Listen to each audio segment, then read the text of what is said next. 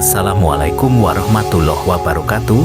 Selamat datang di Jalan Surga. Ceramah kali ini dibawakan oleh Ustadz Abu Humairah. Semoga ceramah beliau menjadikan jalan kepadanya dan mendapatkan surganya. Bismillahirrahmanirrahim.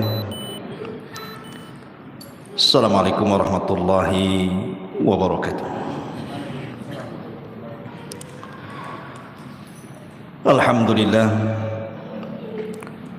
Alhamdulillahilladzi hamdan katsiran tayyiban mubarakan fih kama yuhibbu rabbuna wa yardah.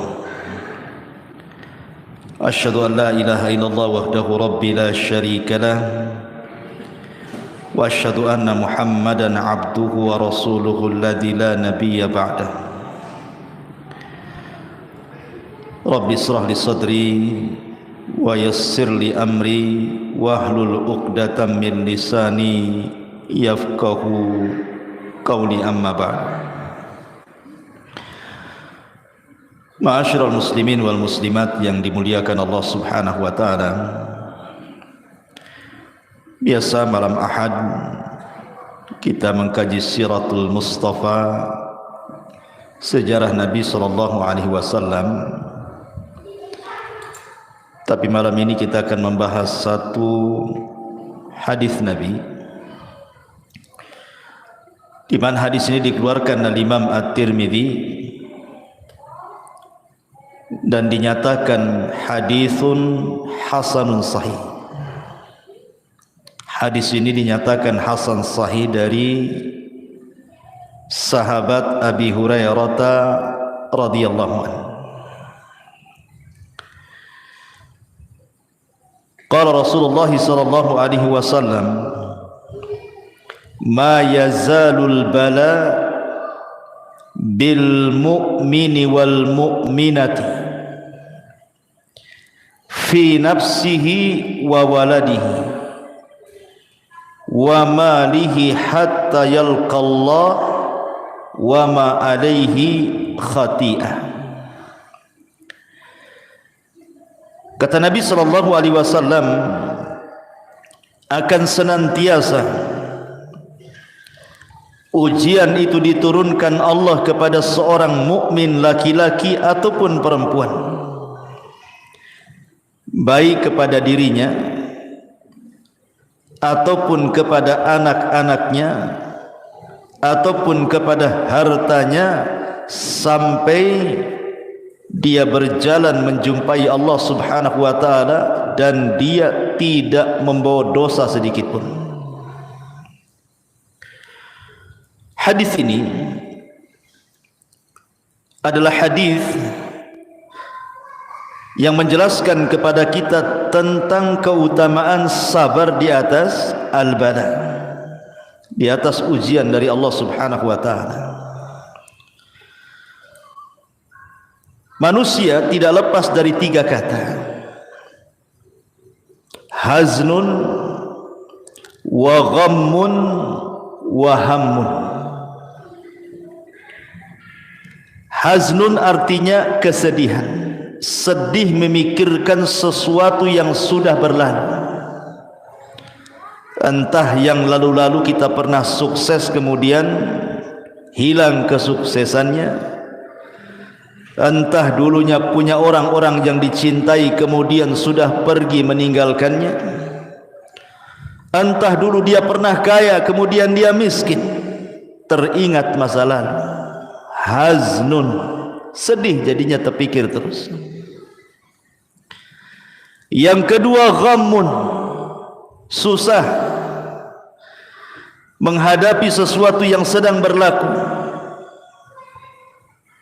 Susah karena mungkin karena ekonomi, karena kesehatan, karena mungkin pasangan, anak-anak, dan begitu seterusnya. Kemudian yang ketiga hammun, bingung memikirkan masa depan. Jadi manusia tidak lepas dari tiga perkara ini: sedih memikirkan yang sudah berlalu, susah memikirkan yang sedang berlaku, bingung memikirkan yang akan terjadi masa depan. Manusia tidak lepas dari 3 perkara. Kalau tidak sedih, stres. Kalau tidak stres, susah. Itulah manusia. Ya. Ma'asyiral muslimin yang dimuliakan Allah Subhanahu wa taala. Nabi Ya'qub alaihi salatu wassalam, ketika datang 10 anaknya merayu dirinya untuk membawa Nabi Yusuf bermain ke tempat yang jauh, Ya'qub tidak memberi izin waktu itu. Tetapi dengan berbagai macam alasan, akhirnya 10 anak Ya'qub ini berhasil merayu ayahnya sehingga membawa Nabi Yusuf. Yusuf ketika itu masih kecil, belum balik, masih 10 tahun usianya. Kemudian diajak main jauh. Rupanya setelah pulang tak dibawa pula anak itu dan dihabarkan mati diterkam serigala. Kemudian ditunjukkan bajunya yang berlumuran darah, padahal darah kambing. Yusufnya dimasukkan ke dalam sumur. Maka Allah Subhanahu wa taala menjelaskan dalam Al-Quran kesedihan Ya'qub alaihi salatu wassalam. Sedih luar biasa. Sampai Allah katakan bahwa air mata yang keluar daripada kedua mata Nabi Ya'qub itu sudah tidak bening lagi, tetapi yang keluar itu air mata berwarna putih. Sampai-sampai Allah katakan seperti itu. Ya, tabyaddu aynahu wa huwa kadhib. Jadi tetesan air matanya itu sudah warna putih, sudah las, itu tidak ada lagi air mata yang keluar. Saking sedihnya. Sebab itulah kemudian Ya'qub mengalami kebutaan. Karena bertahun-tahun memikirkan Nabi Yusuf, menangis. Tapi walaupun demikian, Ya'qub sabar dan mengatakan kepada Allah Subhanahu wa taala, innama ashku bathi wa huzni ila Allah. Kata Ya'qub, sesungguhnya saya hanya bisa mengadukan keperitanku dan kesedihanku kepada Allah Subhanahu wa taala. Karena kesabaran dan doa Nabi Ya'qub bertahun-tahun, akhirnya Allah pertemukan juga Ya'qub dengan putranya Yusuf. Bahkan dalam kisah Israiliyat, kesedihan Ya'qub ini sampai Allah utus malaikat Jibril dan mengatakan, ya Ya'qub, kalau seandainya putramu Yusuf itu mati, pasti Allah akan hidupkan kembali. Untuk menghibur Nabi Ya'qub. Terkadang kesedihan itu melanda kepada seorang nabi, tetapi yang kita contoh bukan kesedihannya, bagaimana dia menghadapi kesedihannya, sabar dan terus mengadukan kepada Allah Subhanahu wa taala. Karena begini ma'asyiral muslimin, kalau kita lihat di masyarakat, ada orang-orang yang tidak tahan apabila ditimpa musibah, contoh umpamanya sakit yang berkepanjangan. Setahun tak sembuh, 2 tahun tak sembuh, 10 tahun tak sembuh. Akhirnya apa? Merasa merepotkan orang lain, dia pun berangan-angan ingin mati pula dia. Banyak orang kayak gitu. Daripada saya merepotkan orang, mati sajalah. Atau mungkin orang yang dicintainya mati, dia punya anak si mata wayang mati, dia pun ingin mati juga. Ada juga yang seperti itu tuh. Padahal ketika pamannya Nabi SAW, Abbas ibn Abdul Muttalib, detik-detik wafatnya itu sedang sakit parah. Abbas itu sedang sakit parah. Nabi berusaha untuk menghibur di sampingnya. Kemudian Abbas karena tidak tahan, dia mengucapkan sesuatu dan Rasul mendengarnya. Apa ucapan Abbas itu? Sesungguhnya aku ingin mati lebih cepat. Maka Nabi SAW mengatakan kepada Abbas, ya ammi, la tatamannayanna ahadakumul maut. Tidak boleh salah seorang di antara kalian berangan-angan untuk mati. Rasul mengatakan kepada Abbas, tidak boleh orang itu berangan-angan ingin mati, tidak boleh. Bidhurrin asabahu, dengan madarat apapun yang menimpanya, tidak boleh, dilarang, haram seorang pengen mati itu.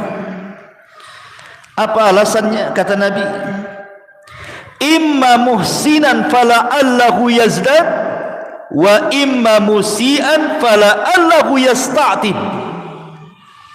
Rasul menasihati pamannya Abbas, kenapa engkau tidak boleh berangan-angan ingin mati wahai ammi pamanku? Boleh jadi kalau Allah berikan umur yang panjang, tiba-tiba engkau berbuat baik, kau bisa menambah pahala. Atau mungkin engkau meninggalkan dosa, kemudian Allah beri panjang usia, itulah kesempatan tobat. Inilah kenapa kita dilarang, tidak boleh menginginkan kematian, karena dua perkara. Yang pertama, boleh jadi kalau seandainya kita tidak jadi mati, kita bisa menambah amal soleh sehingga menambah pahala, sehingga lebih banyak lagi bekal yang akan kita bawa kepada Allah. Atau boleh jadi mungkin kita banyak dosa sebelum kita meninggal, kemudian Allah tidak jadikan kita meninggal, adalah kesempatan untuk tobat. Makanya Rasulullah mengatakan, jangan berangan-angan salah seorang di antara kalian pengen mati. Tapi Nabi SAW mengatakan, wa in kana walabud, kalau memang harus, karena sudah tidak tahan penyakitnya, sudah bertahun-tahun, sudah merepotkan keluarganya. Karena sering saya katakan, ikhwan, orang sakit itu terkadang tambah sakit bukan karena penyakit. Karena apa? Karena sudah tidak ada lagi yang mengunjunginya. Contoh nih, saya sakit. Berapa kali antum mengunjungi saya sakit? Waktu kemarin saya sakit, berapa kali antum mengunjungi anak sakit? Berapalah antum kuatnya mengunjungi itu, walaupun ustaznya yang sakit itu. Enggak mungkin pula tiap hari antum datang ke rumah. Paling sekali bawa pisang, bawa ini, bawa itu, rame-rame rombongan, habis itu les, hilang. Entah berapa bulan lagi mungkin datang. Ya. Oke lah, itu orang lain, keluarga, saudara. Sampai kapan? Lama-lama bosan juga kan. Paling tinggi akhirnya yang menemani orang sakit itu, kalau dia punya pasangan, paling istrinya, atau mungkin anaknya. Ya kalau anaknya berbakti, kalau anaknya durhaka. Sebenarnya orang sakit itu lebih sakit di masalah ininya, bukan penyakitnya sebenarnya. Ya penyakitnya sudah sakit, lebih sakit ketika tidak ada lagi yang memperhatikan dia. Kuadrat sakitnya, makanya akhirnya menginginkan kematian. Maka dari sini ikhwan, kata Nabi, wa in kana walabud, kalaupun dia harus menginginkan kematian, kata Nabi SAW, bolehlah kalian berdoa, Allahumma ahyini ma kanatil hayatu khairan li, wa tawaffani ma kanatil wafatu khairan li. Kata Nabi SAW, ya Allah, hidupkan aku, sembuhkan aku kalau memang kesembuhanku, kehidupanku lebih baik bagiku. Tetapi wafatkan aku kalau memang wafatnya diriku dan kematianku ini lebih baik dibandingkan aku hidup. Itu kalau harus berangan-angan kematian, seperti inilah doanya. Kalau ada orang yang mengatakan, kan Nabi Yusuf mengatakan dalam Al-Quran bahwa dia juga berangan-angan dengan kematian, di mana Nabi Yusuf mengatakan apa? Tawaffani musliman wa alhiqni bis salihin. Wafatkan aku, kata Nabi Yusuf. Lihat, Nabi Yusuf saja berangan-angan ingin mati, kita katakan jangan sampai sini bacanya, teruskan. Tawaffani musliman walhiqni bis salihin. Kata Nabi Yusuf, ya Allah, kalaupun aku harus mati, matikan aku dalam posisi muslim dan gabungkan aku bersama orang-orang soleh. Artinya bahwa Nabi Yusuf bukan berangan-angan ingin mati, tapi kalau harus mati gitu maksudnya, maka matikan aku dalam posisi muslim dan libatkan aku dengan orang-orang soleh. Persis seperti firman Allah Subhanahu wa taala, ya ayyuhalladzina amanu taqullaha haqqa tuqati wa la tamutunna illa wa antum muslimun. Wahai orang-orang yang beriman, bertakwalah kepada Allah dengan sebenar-benar takwa dan janganlah kalian mati kecuali dalam posisi kalian muslim. Karena kalau meninggal dalam posisi muslim, ada kesempatan masuk surga walaupun Allah takdirkan masuk neraka. Tapi kalau mati kafir, tidak ada kesempatan lagi masuk surga. Makanya kita meminta kepada Allah agar jangan sampai mati kecuali muslim, menyembah Allah sebagaimana Nabi Yaqub alaihi salatu wassalam. Allah katakan, am kuntum syuhada idh hadara Yaqub al-mautu idh qala li banihi ma ta'buduna min ba'di qalu na'budu ilahaka wa ilaha abaika Ibrahim wa Ismail wa Ishaq ilaha wahida wa nahnu lahu muslimun. Ya. Ketika Yakub sedang sakaratul maut, dipanggillah anak-anaknya. Kemudian Yakub berwasiat, wahai anakku, apa yang kalian akan sembah sepeninggalku? Maka anak-anaknya mengatakan, wahai ayahku, kami akan sembah Tuhanmu dan Tuhan bapamu Ibrahim, Ismail, Ishak, itulah Tuhan yang esa. Wa nahnu lahu muslimun, dan kami senantiasa lahu kepada Allah muslimun, berserah diri. Kami muslim. Ma'asyiral muslimin yang dimuliakan Allah Azza wa Jalla, intinya bahwa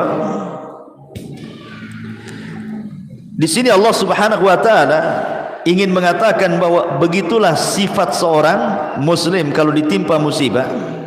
Jangan pernah berangan-angan dengan sebuah kematian. Kalaupun harus berangan-angan, bercita-citalah mati dalam posisi Islam. Ini bala yang pertama, bala kepada diri sendiri. Jadi kalau Allah takdirkan, Allah berikan bala kepada diri sendiri, jangan sampai berangan-angan kematian.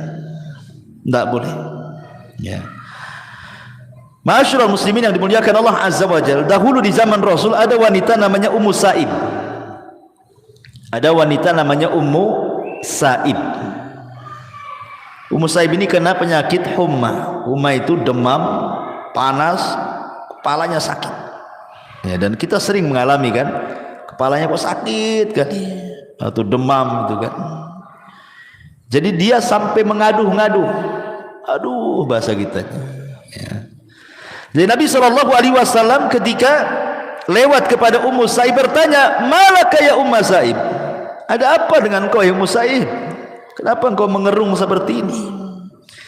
Maka Ummu Sa'ib mengatakan, qalat humma la barakatallah, katanya. Penyakit humma, demam, wahai Rasul, semoga Allah tidak berkahi penyakit itu. Apa kata Rasul? Ya Ummu Sa'ib, la tasubbil humma, jangan celak penyakit demam. Nabi melarang, tidak boleh mencela penyakit di sini. Enggak boleh, kalau antum lagi sakit kepala jangan dicela. Demam tak boleh, kata Rasulullah, tasubbil humma, jangan cela penyakit kepala. Demam, meriang jangan. Kenapa? Fa innaha tudhibu khataya ibni Adam kama yudhibul kiru khabathal hadid. Karena penyakit demam, meriang, sakit kepala itu bisa menghilangkan kesalahan-kesalahan anak Adam seperti api bisa menghilangkan karat besi. Kan banyak di antara kita ini mencela penyakit. Saking kerasnya sampai ditepuk-tepuk tuh kepala tuh. Sabar saja. Makanya kata Nabi SAW, isbir wahtasib. Kalau Allah Subhanahu wa taala memberikan bala kepada kita ujian, pertama sabar, yang kedua mintalah pahala dengan penyakit itu kepada Allah. Karena hanya dengan dua kata ini, inilah yang bisa mengangkat derajat dan menghilangkan dosa. Coba bayangkan ikhwan, kalau kita sholat malam tahajud, belum tentu antum bisa bangun. Ya kan, sepertiga malam antum bangun, malam-malam dingin-dingin, apalagi empuk dinginnya, malaslah makin kita bangun. Dan itu bisa menghilangkan dosa-dosa kita. Tetapi cukup kita sabar dengan penyakit demam, tak perlu antum bangun malam. Sabar aja dengan demam. Kalau tidak sabar ya minum bodrek lah. Hilang itu demamnya. Artinya bahwa jangan mencela penyakitnya, gitu maksudnya. Karena penyakit itu sebenarnya bisa mengangkat derajat dan menghilangkan dosa. Ini yang pertama. Tetapi ada satu kaidah sebelum saya lanjut. Kata para ulama, kullu murrin saufa yamurru liya'tiya ba'dahu bil yusri yasurru. Apa kata orang Arab? Kullu murrin saufa yamurru liya'tiya ba'dahu bil yusri alladhi yasurru. Apa maknanya? Setiap keperitan hidup pasti akan berlalu, dan akan datang setelahnya kemudahan yang membawa kebahagiaan bagi hidupnya. Tidak mungkin Allah Subhanahu wa taala ikhwan, kalau menimpakan sebuah musibah, entah penyakit entah yang lainnya, sakit terus dari awal sampai akhir. Tidak, pasti ada sembuhnya juga. Atau Allah berikan kefakiran, fakir terus, pasti Allah akan berikan juga kecukupan hidupnya. Karena Allah yang mengatakan wa tilkal ayyam nudawiluha bainan nas. Namanya hari-hari kan diputarkan ikhwan. Makanya sering saya katakan, saya, anda, siapapun, pasti dalam hidup kita mengalami kesulitan yang rasanya kita tidak bisa keluar dari kesulitan itu. Kiamatlah sudah. Tapi seiringnya waktu, sudah lupalah keperitan yang pernah antum rasakan dulu itu. Sekarang antum bisa tersenyum, tertawa, bahkan tak ingat pun keperitan yang sudah antum lalui dulu. Siapa yang menghilangkan kalau bukan karena Allah? Karena setiap kesulitan itu Allah datangkan dua kemudahan. Inna ma'al usri yusran. Inna ma'al usri yusran. Ketika Allah menyebutkan kalimat al-usri menggunakan alif lam. Ketika Allah menyebutkan yusran, Allah nakirahkan. Maknanya apa? Al-usri ketika dibuat alif lam berarti usri yang pertama adalah usri yang kedua. Tetapi ketika Allah mengatakan yusran menggunakan nakirah, menggunakan tanwin tanpa alif lam, nakirah itu tufidul umum, berarti kemudahan yang pertama bukan kemudahan yang kedua. Kesulitan yang pertama adalah kesulitan yang kedua. Maknanya setiap kesulitan Allah datangkan dua kemudahan, tiga kemudahan, empat kemudahan, dan begitu seterusnya. Karena Allah tidak mungkin membebankan sesuatu kecuali yang bisa dipikul oleh hambanya. Tidak mungkin, Allah tidak pernah zalim. Menimpakan musibah itu berlebihan di luar batas manusia itu mustahil ikhwan. Kita saja yang merasa bahwa Allah sudah melebihkan musibahnya karena dia tidak mau menghadapinya. Sebenarnya tidak ada persoalan kalau dihadapi itu mudah sebenarnya. Terkadang ada orang yang terkalahkan sebelum perang, sehingga merasa bos rasanya benang ini kusut semua, rasanya air ini keruh semua. Tidak ada air keruh kecuali bisa dijernihkan, tidak ada benang kusut kecuali bisa diluruskan. Karena Allah yang membuat masalah, Allah yang mengangkatnya. Minta kepada Allah, ya. Kemudian yang kedua, kata Nabi SAW, wa waladihi. Terkadang Allah memberikan musibah itu, ujian itu dari anak, ya. Seperti umpamanya di zaman Nabi SAW ada seorang sahabat bawa anak kecil, ya usianya 5 tahun 6 tahun, lucu-lucunya digendong bapaknya, hadir di majelis Nabi. Jadi terkadang dicium-cium lah anaknya, kayak kita lah bawa anak kecil kan, kadang lari sana kemudian nempel lagi, kita cium lagi, sedang ngaji, namanya anak-anak kan begitu. Jadi Nabi heran, kata Nabi SAW, atuhibbuhu ya fulan, kau suka ya, kau cinta dengan anak? Maka orang ini mengatakan, ya Rasulullah, ahabbaqallahu kama uhibbuhu. Sebagaimana Allah fitrahkan kepadaku, aku mencintai engkau, begitulah kecintaanku kepada anakku ini.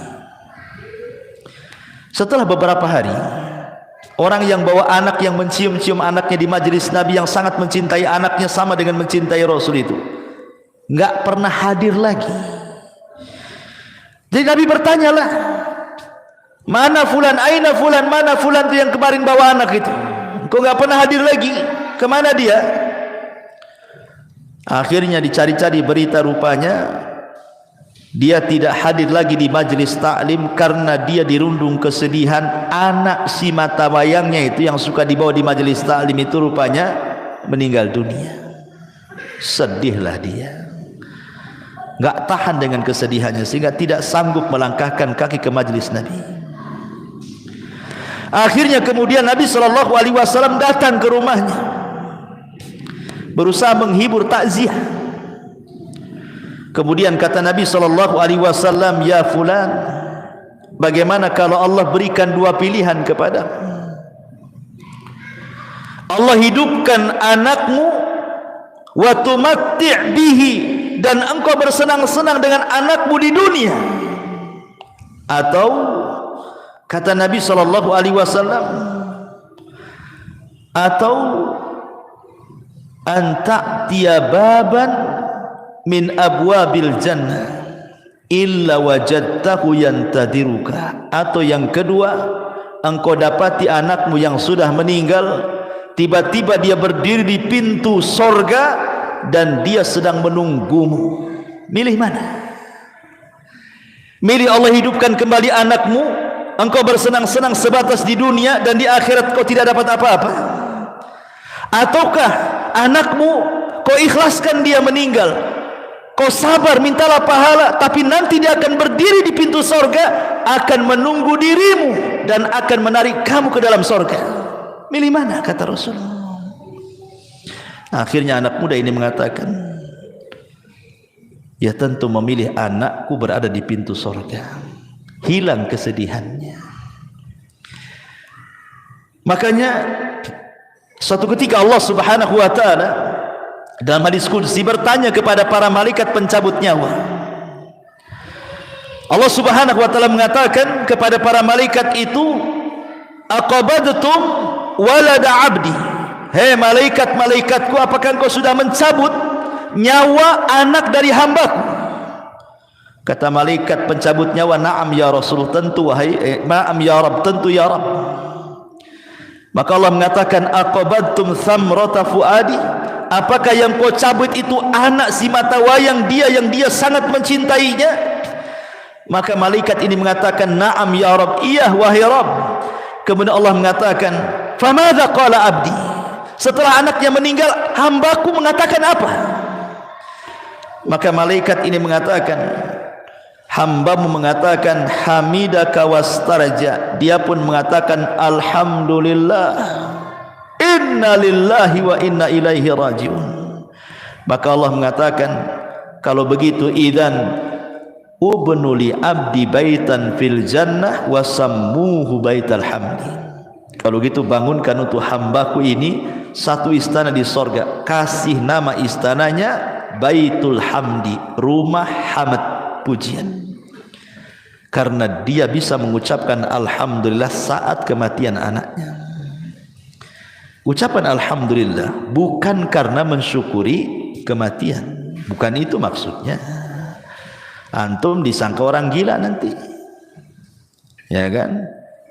Antum orang tua meninggal, alhamdulillah. Kira-kira kata orang sebelah ini, itu ngincar warisan itu. Apa gitu ya? Ya. Bukan, pemahamannya mengucapkan alhamdulillah itu maksudnya kita masih bersyukur ada nikmat yang tersisa, bukan dipikirkan musibah yang berlalu. Persis seperti perkataan siapa? Urwah ibn Zubair.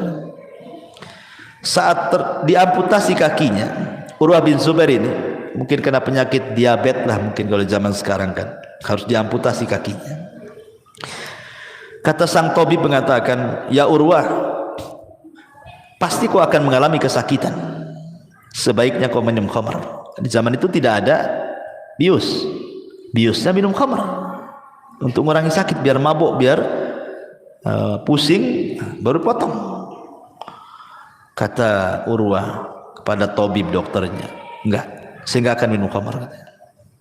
Coba bayangkan kalau aku minum khamr, kemudian kau potong kakiku, tiba-tiba aku mati, itu sama dengan aku mati di atas khamr, katanya. Kata dokter, nggak ada cara lain harus seperti itu masalahnya. Kata Urwah, gini saja, berikan kesempatan aku berwudu, kemudian aku sholat 2 rakaat. Saat aku sholat itulah potong kakiku, katanya. Nanti sakit, tidak apa-apa. Seandainya aku mati saat kau potong kakiku saat sholat, berarti aku mati di saat aku sholat. Daripada aku mati di saat aku mabuk, milih mana? Akhirnya sholat dia. Pas sholat dipotong kakinya, betul. Namanya dipotong kaki, ya sakit lah. Nggak ada obat bius lagi. Ya. Akhirnya dia mengalami sakit pingsan. Karena sakit yang luar biasa, pingsan dia. Urwah bin Zubair ini. Kemudian sang dokter pun berusaha kemudian menyadarkan Urwah bin Zubair. Subhanallah, Allah masih selamatkan dia. Siuman. Saat siuman itu datang pula kabar yang kedua, anaknya meninggal. Barusan dipotong kakinya, setelah itu anaknya pula meninggal. Makanya sering saya katakan, ikhwan, terkadang Allah memberikan musibah itu ada yang sifatnya beruntun tuh. Satu belum selesai datang yang lainnya, satu belum selesai datang pula yang lain lagi. Makanya penting kesabaran. Tapi Urwah mengatakan, alhamdulillah summa alhamdulillah, katanya. Aku mengucapkan alhamdulillah karena telah terpotong kakiku, dan aku mengucap alhamdulillah karena kematian anakku, katanya.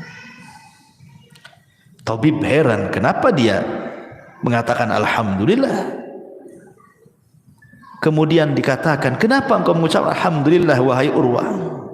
Kata Urwah, kau tidak lihat badanku, katanya. Aku punya tangan 2, punya kaki 2. Kalau baru dipotong 1 masih ada 3, katanya. Alhamdulillah masih ada 3, katanya. Kan itu. Anakku berapa? 6. Kalau tinggal 1 masih ada 5. Alhamdulillah masih ada 5. Jadi dia bersyukur bukan karena kematian, tetapi karena nikmat yang tersisa, gitu maksudnya. Dia masih mengucapkan alhamdulillah. Adapun kemudian kepada musibah yang sedang melanda dia, dia mengatakan inna lillahi wa inna ilaihi rajiun. Jadi inna lillahi untuk musibahnya, alhamdulillah untuk nikmat yang tersisanya. Dan itulah tingkatan redha paling tinggi. Kalau antum bisa mengucapkan alhamdulillah, inna lillahi wa inna ilaihi rajiun, ini redha paling tinggi. Karena manusia menghadapi musibah itu kan ada 4 macam. Sering saya ulang-ulang. Pertama, ada orang yang tasakhut. Tasakhut itu apa? Tidak redha dengan hatinya, asik moring-moring, marah-marah saja dengan musibahnya. Asik saya terus, ya Allah, kenapa saya terus ditimpa penyakit, kenapa orang sehat-sehat saja? Kenapa anakku terus yang sakit? Kenapa anak orang sehat? Kenapa usahaku masih gulung tikar? Kenapa usaha orang masih makin maju saja? Allah disalah-salahkan dia. Ini namanya tasakhut. Ya, ini seburuk-buruk manusia, tidak bersyukur. Yang kedua, pura-pura sabar, diam saja. Tapi kalau diajak ngobrol keluar semua isinya. Ya, kalau disenggol sedikit keluar semua isinya. Kemudian itu tapi masih mendingan lah yang kedua ini mendingan yang pertama kan, karena dia tidak tasakhut, mulutnya dia diam saja, cuman hatinya berontak, tidak rela. Mulutnya bisa sabar, diam. Ya. Kemudian yang ketiga, betul-betul sabar dan rela, hatinya ikhlas, lisannya pun tidak menyalahkan siapapun. Kemudian yang keempat, bukan hanya redha, bukan hanya ikhlas, bukan hanya sabar, tapi dia bisa mengucapkan alhamdulillah. Oke, itu tingkat yang paling tinggi dalam redha. Ya. Kembali bahwa kalau seandainya Allah takdirkan anak kita meninggal, seharusnya apa? Bahagia. Karena anak kecil itu kalau meninggal, dia akan jadi syafaat bagi orang tuanya. Makanya dalam sebuah hadis, anak-anak yang meninggal itu, yang belum balik, maka dia akan menunggu di pintu surga. Kemudian Allah katakan, udkhulul jannah. Anak-anak, ngapain kau di pintu surga? Masuk, masuk, masuk, katanya. Jadi anak-anak kecil tuh banyak di pintu surga tuh. Maksudnya anak-anak yang meninggal ketika belum balik. Tentu anak-anak orang-orang yang mukmin, yang muslim. Kalau anak kafir, kafir tidak bisa dapat syafaat. Ya. Jadi anak-anak itu di pintu-pintu surga Allah mengatakan, udkhulul jannah, masuk kalian ke dalam surga. Tiba-tiba anak-anak itu mengatakan, la ya Rabb, hatta yadkhulu abauna wa ummahatuna. Tidak ya Rabb, sampai kami bawa bapak-bapak kami dan ibu-ibu kami. Enggak mau masuk anak-anak itu. Ya. Kemudian Allah katakan lagi seperti itu, tetap jawabannya seperti itu sampai 3 kali. Akhirnya Allah mengatakan, udkhulul jannah antum wa abaukum wa ummahatukum, katanya. Ya sudah kalau gitu masuk ke surga, ajak bapak ibu masukkan sekalian, katanya. Subhanallah. Ya. Jadi Allah Subhanahu wa taala kalau takdirkan ada ujian kepada anak kita meninggal dunia, maka sabarlah dan ihtisablah mengharap pahala Allah. Bukankah Nabi SAW diuji juga kan? Anaknya meninggal kan? Qasim meninggal di waktu bayi, Abdullah meninggal di waktu bayi, Ibrahim pula meninggal di waktu bayi. Tiga-tiganya putra Nabi meninggal di waktu bayi. Kemudian yang terakhir, kata Nabi SAW, ujian kepada diri, ujian kepada anak, ujian kepada harta. Terkadang ada orang itu diuji dengan kefakiran, hartanya diludeskan, fakir dia. Dan ini juga terkadang membuat stres manusia kan. Jangankan lagi orang memang nggak pernah kaya, orang kaya fakir saja kepikiran. Tetapi di sini dari sisi akidahnya, ikhwan, sebelum saya jelaskan yang ketiga, ada sisi akidah yang penting. Ada di antara manusia ketika diberikan ujian yang berat oleh Allah Azza wa Jalla tidak sabar, akhirnya kemudian apa? Mengadu nasib. Kemana? Ke dukun. Ada orang tidak tahan sakit karena sudah lama sakit. Kemudian adalah bisikan dari tetangganya, oh datanglah ke itu paranormal anu tuh, itu bisa nyembuhkan loh, udah banyak terbukti. Setan datang. Akhirnya menggoda, walaupun di awalnya muwahhid pun tergoda juga. Karena enggak tahan sakit, gak apalah, bawalah ke dukun, yang penting sembuh. Nah, itu kan banyak yang seperti itu.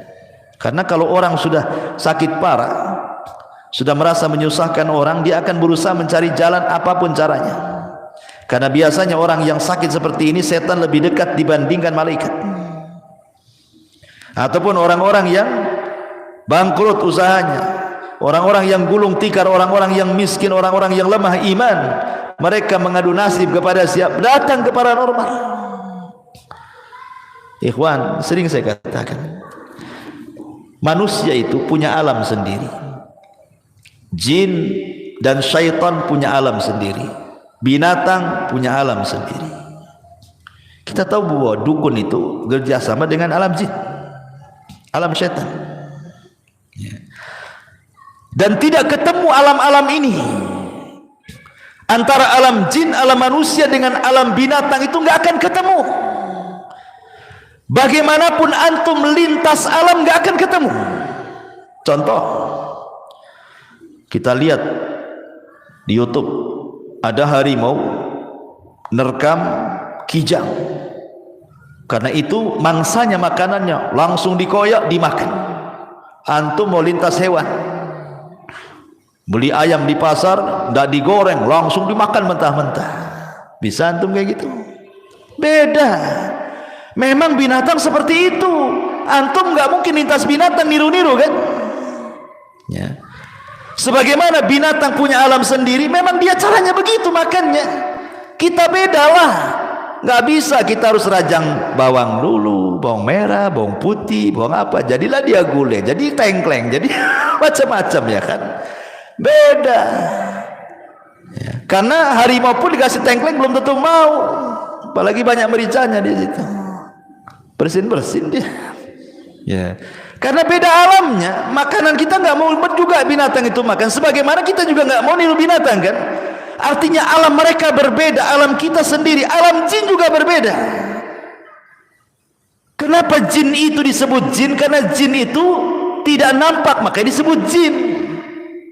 Kenapa tidak nampak? Supaya kita jangan ada komunikasi. Kenapa tidak boleh berkomunikasi? Karena tidak akan nyambung dengan kehidupan mereka.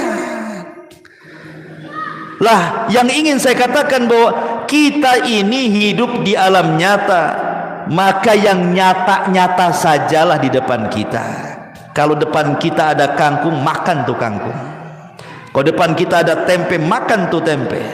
Kalau ada lalapan, makan tuh lalapan. Kalau memang di hadapan kita ini supir ojek, ya sudah jadi supir ojek. Kalau anda supir taksi, jadilah supir taksi. Kalau anda tukang bangunan, jadi tukang bangunan. Yang real saja lah gitu. Jangan menghayal. Karena orang yang datang ke dukun itu orang-orang yang menghayal sebenarnya. Kan itu menghayal orang itu. Dia ingin jadi manajer instan bahasanya itu. Tolong Pak Dukun, mantra-mantra isi bos itu supaya saya bisa jadi manajer. Mereka dukun itu beda dengan dokter Ikhwan. Kalau dokter gini, gimana dok bisa? Oh kayaknya saya tidak bisa. Kayaknya antum harus dirujuk ke dokter ini. Datanglah ke dokter ini. Kata dokter ini, oh nampaknya penyakitmu parah, saya tidak bisa nih. Rujuk ke dokter sana. Itu dokter. Kalau dukun tak ada. Kata dukun ini, oh saya tak bisa, saya rujuk kok ke dukun sana. Nggak ada. Dukun itu semua mengatakan bisa. Nggak ada dukun tak bilang tak bisa. Dukun mana yang tak bilang tak bisa itu? Semua dukun bisa. Semua dukun pasti bilang bisa. Nggak akan bilang nggak bisa. Karena dukun itu penipu. Makanya dia jawabannya pasti bisa. Nggak akan bilang nggak bisa. Kalau dokter itu nggak ada yang menipu, memang sesuai dengan bidang dia. Namanya nggak tahu, yang nggak tahu. Nggak mungkin dia malpraktek. Tapi dukun itu dari awal sampai akhir memang malpraktek mereka itu. Nggak ada prakteknya. Semuanya malpraktek. Makanya jawabannya bisa, nggak ada rujukan tuh. Kenapa? Karena dukun satu dengan yang lainnya saingan. Nggak mungkin kalau dia rujukan, maknanya melemahkan bahwa dia dukun tidak sakti. Nggak ada lagi orang datang ke dia jadinya kan. Itu sama dengan merendahkan dia. Makanya nggak ada ceritanya dukun ngasih rujukan tuh, nggak ada. Makanya saya katakan kita hidup di alam nyata yang real sajalah. Kalau anda ingin jadi manajer, bekerja sungguh-sungguh, kuliah lagi, ambil pendidikan, jujur, tekuni. Kalau Allah takdirkan jadi. Bukankah Allah suka dengan orang yang bekerja dan menekuni pekerjaannya? Sampai Aisyah radhiyallahu mengatakan, kana nabiyyu sallallahu alaihi wasallam idza amila amalan atqanahu. Rasul itu kalau mengamalkan sesuatu, dia akan mutkinkan tuh amalan itu. Makanya usaha apapun kalau ditekuni pasti sukses. Tapi kalau mencra nggak akan sukses. Bosan di sini pindah ke sini, bosan di sini pindah ke sini. Sampai kapan? Artinya Allah itu suka itu memandang hambanya yang kerja keras, ditelateni, jadi nanti itu. Tapi orang-orang yang kedukun ini maunya instan, secara instan jadinya manajernya. Sesuatu yang instan itu pasti menyesal. Berapa banyak orang yang datang ke dukun menyesal. Sudah bayar 100 juta, dukunnya kabur. Sudah datang 100 juta, tadi kabul-kabulkan, katanya syaratnya besar, kurang syaratnya lagi. Betapa banyak orang yang sudah habis duitnya, mati pula, syaratnya terlalu besar. Seperti pernah ada syarat dukun ngerendam di kali 3 hari, mati akhirnya. Memang suruh mati sama dukunnya. Ya, bayangkan ya. Jadi saya katakan bahwa kalau ada musibah tidak perlu datang ke dukun. Apa yang datang ke dukun? Dukun itu penghayal semuanya. Maka hiduplah dengan kenyataan, hadapilah secara real. Kita ini punya alam sendiri, jin punya alam sendiri.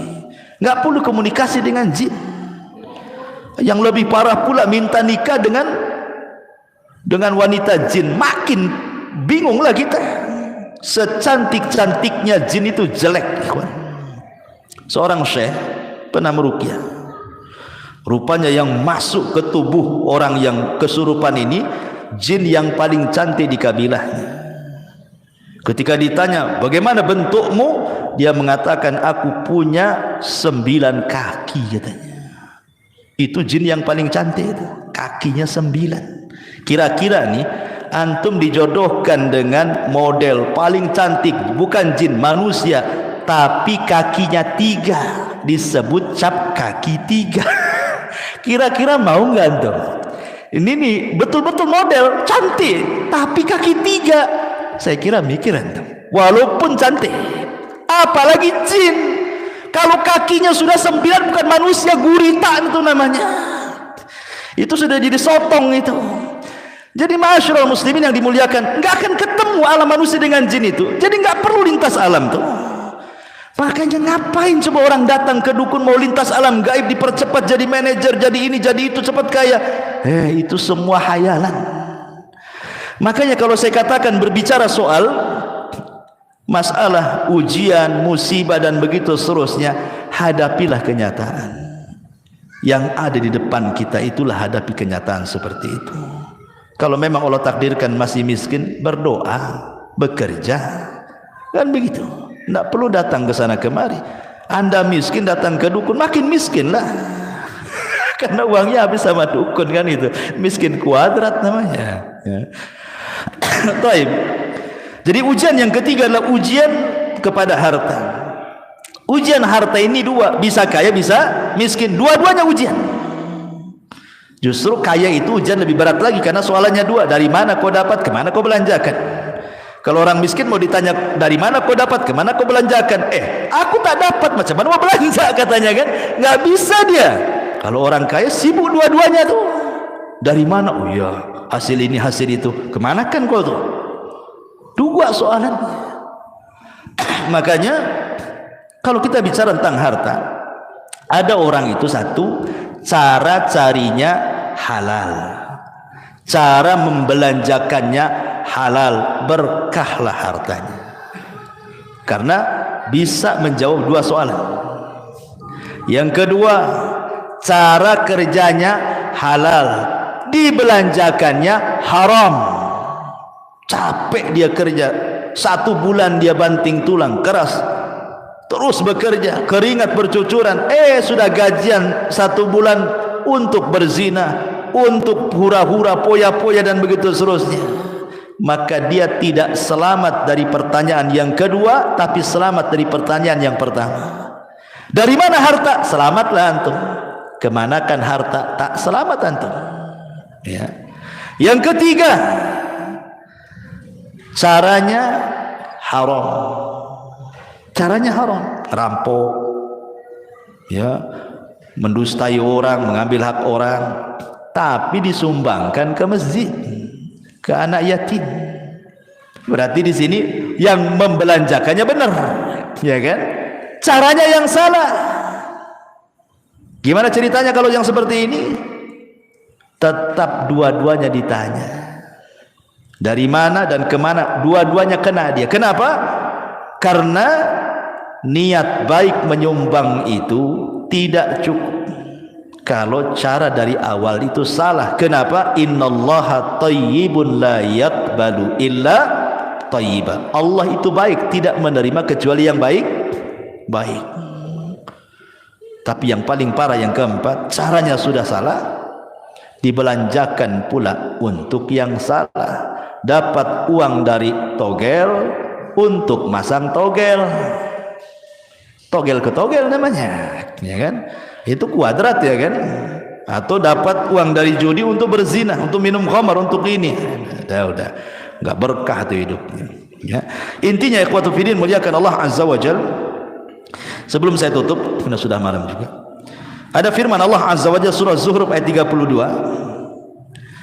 Allah mengatakan, "Ahum yaqsimuna rahmat rabbik. Nahnu qasamna bainahum ma'isyatahum fil hayatid dunya wa rafa'na ba'dahum fawqa ba'din darajat liyattakhidha ba'duhum ba'dan sukhriyah wa rahmatu rabbika khairun mimma yajma'un." Apakah mereka yang membagi-bagi rahmat Tuhanmu? Kamilah yang menentukan penghidupan mereka dalam kehidupan dunia. Dan kami telah meninggikan sebagian mereka atas sebagian yang lain. Maksudnya ada kaya dan miskin. Untuk apa? Supaya sebagian mereka memanfaatkan sebagian yang lainnya. Kalau semua kaya, siapa yang mau bekerja? Orang kaya tak mau bekerja. Kalau semua miskin, tak ada yang mau bekerja juga. Mau gajinya pakai apa? Ketika ada orang kaya, ada orang miskin, berarti saling menghajatkan. Orang miskin butuh orang kaya untuk gajinya, orang kaya butuh orang miskin, butuh tenaganya. Disitulah saling memanfaatkan. Sehingga orang kaya tidak boleh sombong dengan kekayaannya, karena anda berhajat kepada orang fakir. Orang fakir harus tetap tawadu, tidak perlu sombong juga, karena anda juga butuh uang dari orang kaya. Artinya bahwa kaya miskin sama saja di sini. Saling berhajatkan, membutuhkan satu dengan yang lainnya. Barulah stabil kehidupan manusia itu. Karena kata Allah Subhanahu wa taala, "Lau basatallahu rizqa li ibadihi labaghaw fil ardi." Ada sebagian hamba-hamba Allah, ikhwan, kalau Allah berikan kekayaan makin kufur dia. Tapi ada sebagian hamba-hamba Allah, kalau Allah miskinkan makin kufur dia. Jadi ada orang-orang yang terus dimiskinkan oleh Allah, ada orang-orang yang terus dikayakan oleh Allah. Hikmahnya apa? Karena ada sebagian hamba Allah yang Allah cintai ini, dia kaya, kalau dibuat miskin nanti dia kufur. Ada sebagian hamba Allah yang beriman, yang mencintai Allah itu, dia miskin, sengaja Allah miskinkan. Kalau dia kaya nanti dia kufur. Karena ada kaidah, al-bala tudzakiruka minallahi khairun minan naimi tunsika minallahi azza wa jalla. Seseorang di atas ujian tapi bisa mengingatkan kita kepada Allah jauh lebih baik dibandingkan antum bergelimang dengan kenikmatan tapi melupakan Allah Subhanahu wa taala. Catat ini. Antum diberikan ujian oleh Allah, tapi dengan ujian itu mengingatkan antum kepada Allah, itu lebih baik dibandingkan antum di atas kenikmatan tetapi melupakan Allah Subhanahu wa taala. Jangan-jangan itu istidraj saja. Allah sengaja membiarkan sampai ketika antum lalai, Allah wafatkan antum tiba-tiba dan antum belum bertobat kepada Allah Subhanahu wa taala. Su'ul khatimah. Baik, saya kira ini saja. Subhanallah bihamdika, asyhadu an la ilaha illa anta astaghfiruka wa atubu ilaik. Allahu ta'ala alam. Assalamualaikum warahmatullahi wabarakatuh. Alhamdulillah, Anda telah menyimak ceramah Ustadz Abu Humairoh. Semoga bisa memperdalam keimanan kita kepada Allah. Amin. Wassalamualaikum warahmatullahi wabarakatuh.